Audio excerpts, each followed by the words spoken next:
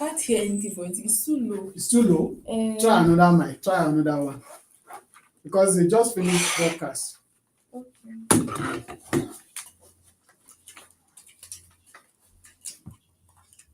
How is that? Same thing? Please, I think this is better. Mr. Steve, your voice keeps getting into my life.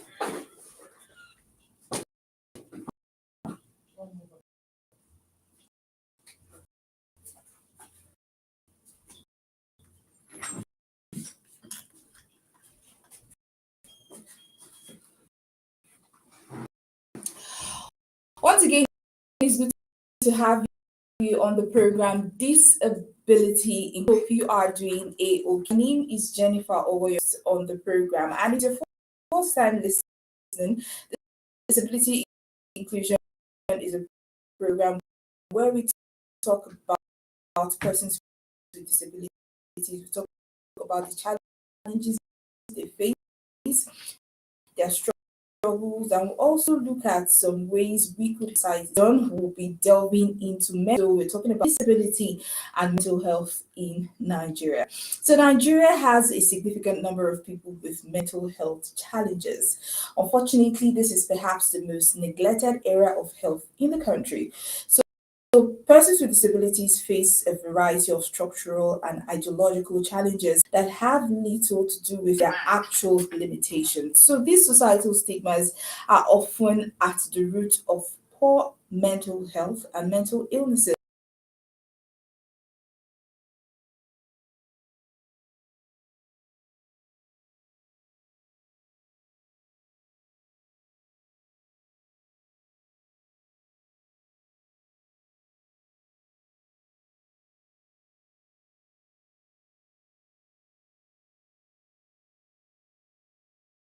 Health. Good evening and thanks for joining us today. Thank you. Thank you for inviting me to discuss this important topic. All right, this program is audience participatory, like you know it. The WhatsApp number to send your messages to is 0908 875 7496. So it's particularly important that you send in your messages. So this is an opportunity to ask questions and get to relate with our guest here in the studio. Send in your contributions and let's get to discuss our subject matter for today, which is mental health and disability. We are streaming on our social media handles on Facebook at TAF Africa, on Twitter and Instagram at TAF_Africa. So let's get to meet our guests. So tell us a little bit about yourself and what motivated you into being a mental health expert or specialist. I like to say advocate because I think that mental health is something I'm into it because it's a journey of discovery, if that makes sense, about who I am and reflecting my place in the world and the challenges that are going on as an individual is very deeply personal. But just a little bit to step back a little bit about me. So as you said, I'm a lawyer. I'm a development practitioner, and I'm also a public policy analyst. I've been essentially working in African development space for around 15 years. My career started in Washington, D.C. And then since that time, I've been working in the public sector in Nigeria and Africa. So I used to be working the presidency, supporting Millennium Development Goals. I used to be an advisor for a governor on sustainable development goals. I worked to support the Niger Delta peace building efforts, and then helped with Africa's COVID response. So essentially, I've been really working to help amplify voices on the continent as they tackle major social development issues. And one of the things that people don't think of as a major issue is mental health. Okay, so what is mental health? Mental health has to do with how you think, feel, and act. It is when we think about health, a lot of times we think about it physically, but we don't think about it in terms of spiritually and how we think, feel, and act. So it concerns how we think, feel, and act, our psychosocial well-being in general, and how we interact with our thoughts in society. And so everybody has various stages of mental health, like whether you're happy or sad, et cetera, like that. But when we talk about issues or challenges with mental health conditions, that means if you have things that limit functioning or limit activity, life opportunity, and things like that, that's when you have a real mental health condition. Okay, Is clinically significant, is what they call limitations on ability to function productively. okay, we'll be talking more on that, but briefly, just run us through the stages of mental health issues. I wouldn't say that there's stages because there's a lot of different mental health Okay. challenges. So you can think about it psychiatric, right? So those are things like ADHD, bipolar, depression, anxiety. People put in the larger bucket of psychosocial challenges. You can think about it cognitive, or intellectual disabilities is another one. So people who have learning disorders and things like that. And then you have brain degenerative challenges, which has to do things like autism, et cetera. So it's really a spectrum, and it's just where you fall in the spectrum in terms of your challenge. But like I said, that is when you're diagnosed with a mental health condition. But people can face mental health challenges or psychosocial challenges regardless of whether it's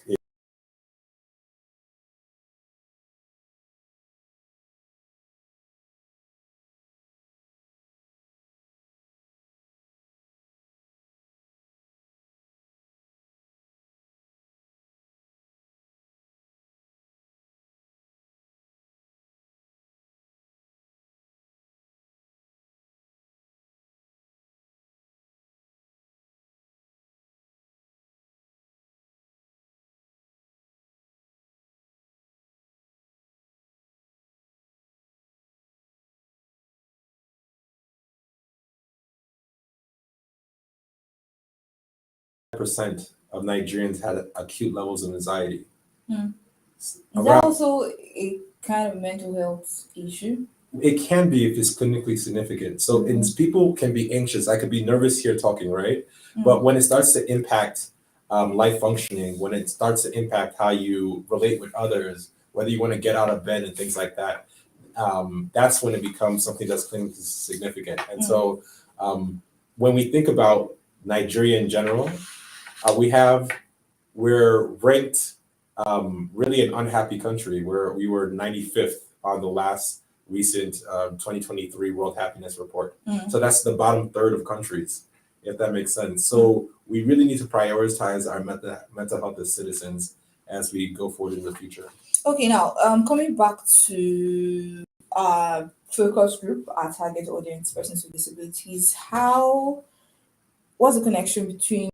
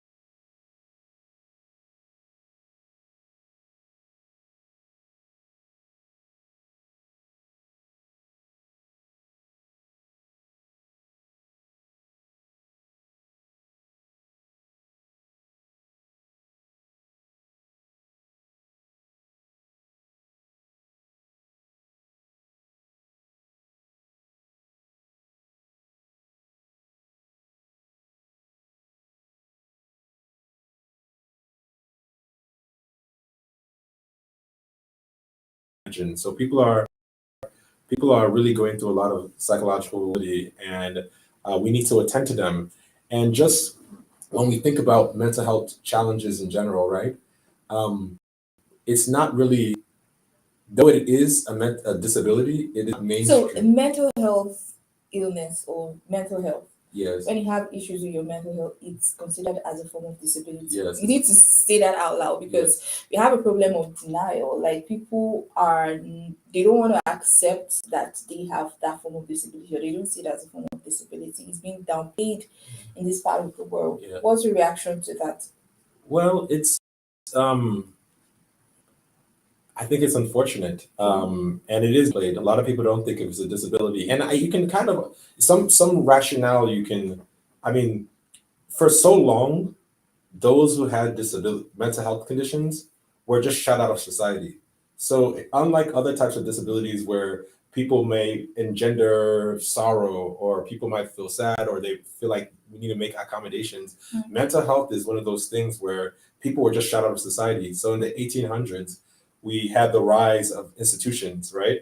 And we didn't want people who had mental health conditions to be polluting us or to be disturbing us. So we would just lock them up into institutions and we wouldn't see them. And that's what you saw happening for a long time in Nigeria, which is still happening today. People who have mental health conditions are chained, right? They're chained, they're locked up and everything like that. Human Rights Watch had a huge expose on this. They actually analyzed different institute, federal, community, and they saw that there was this epidemic of being chained and locked up. So if our vision of what a mentally ill person in Nigeria is someone who's crazy, right? Someone who's talking to themselves, somebody who's harming themselves, somebody who is doing all these possessed and things like that, then we don't think that they need help. We don't think that they need our support, and we lock them away. So I think that because now people are thinking more about mental health in general because of things like COVID, you have celebrities and like Michael Phelps or politicians, right, that are talking more about how mental health is an important issue. It's coming more into the forefront that people are realizing that instead of the kind of discard and disdain that these people are polluting our lives and need to be locked up, they're individuals just like us, right? So I think that's one of the reasons we've been thinking about mental health differently. But I think the second reason that people have been looking at mental health conditions differently than other types of disabilities is because it's just so easy to think that like it's not really an issue. Do you get me? Like if you see somebody who's in a wheelchair, or if you see somebody who's sign languaging it too, you can see clearly that there's a challenge there. But it's hard to understand what is going on in somebody's brain. They all feel they have control over it. It's being downplayed. Yes. I think it's unnecessary. Yes. So if I'm talking to you right now, you may not know if I have a mental health condition or not, right? So you'd be like, this person is totally all right, but you don't know how my mental health condition impacts me. You don't know how I'm embracing it. You don't know how I'm coping with it right now. You don't know if I just took drugs to get to where I am right now. Do you get what I'm saying? So it is because it's invisible, it's not given the same type of attention. And that is across the board. And you think that this thing I'm saying is like we're talking about 100 years ago, centuries ago. No, I'm talking about today, right now. It's an issue. If you look at what was going on during the elections, the recent elections right now, right? Well, I can give you two examples, actually. I would say that most of the accommodations from INEC, right, for persons with disabilities have to focus with physical disabilities. I don't think a lot of them have to focus with those who have mental health challenges, right, or if they were triggered and things like that. So you had posters for individuals, right, so they can understand how to vote in very accessible ways. You have people who have magnifying glasses. You had other type of assistive technologies, but you didn't really have ones that catered to those who have a psychiatric episode, or those who might have some sort of bipolar attack or things like that. So you don't have that mainstream. If you look at the National Commission for Persons with Disabilities, right, that is an institution that is supposed to cater for those who have disabilities.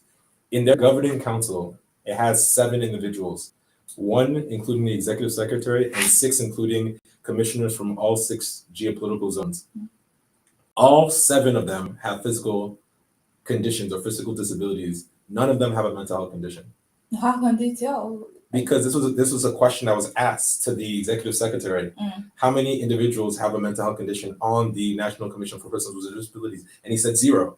So right now, even when you have the most representative body, advocacy for persons with disabilities, in the National Commission for Persons with Disabilities, that representation Yeah. of those with mental health condition, that ally, that person with lived experience is not in that governing institution. If you even look at their website and you ask to register your organization, they have the different type of organizations that you can register. Is this person, is this dealing with deaf issues, albinism issues? Is this dealing with physical challenges like being handicapped, etc.? Mental health condition is not one of the NGOs that you can list there. All right. I think we have a lot to talk about, Yeah. but we have some news updates for you. If you just joined us, this is Disability Inclusion Committee live from 10 to 7 of Radio Nigeria. So for the first time in the history of this program, I don't think we've ever talked about mental health. And our guest in the studio, Barrister Chime Asonye, who is the founder of Nigerian Mental Health, is telling us that mental health is definitely a form of disability. It's just that it's not visible, right? So send your questions. We're streaming on our Facebook page at TAF Africa, on Instagram and Twitter at TAF_Africa. And the numbers to call is 0705 149 3324 or 0915 091 048. So I took those numbers really quick, but I'll be coming back after our news update. I really want you to ask some questions and contribute to the program. My name is still Jennifer Ogo, the host on this program, Disability Inclusion Committee, live from the Network Service of Radio Nigeria. Let's take our news updates. Just stay with us.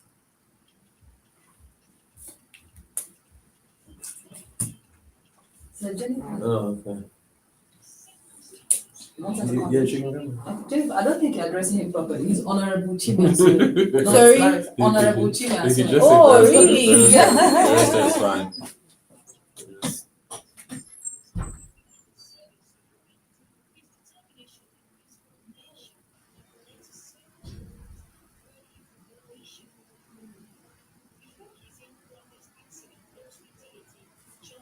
Tell her come on. So is she a guest? No, she's not a guest, but she's Okay. one of my team. Oh, okay.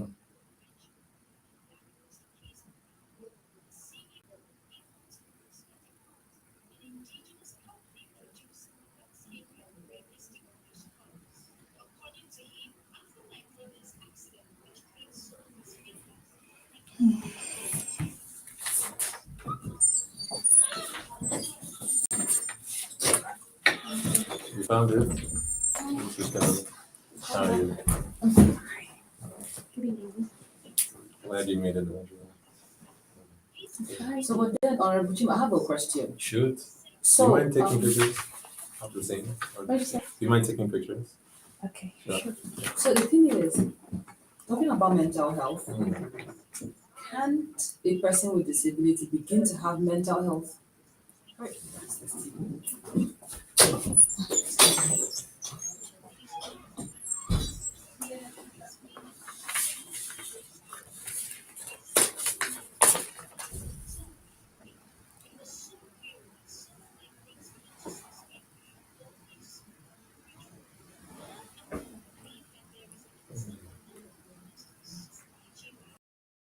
I put the mic there. I think I can do it.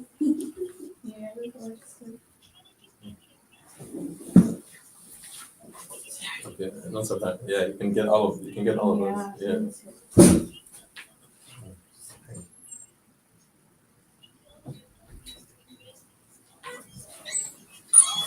So the producer insisted that when you were done with it.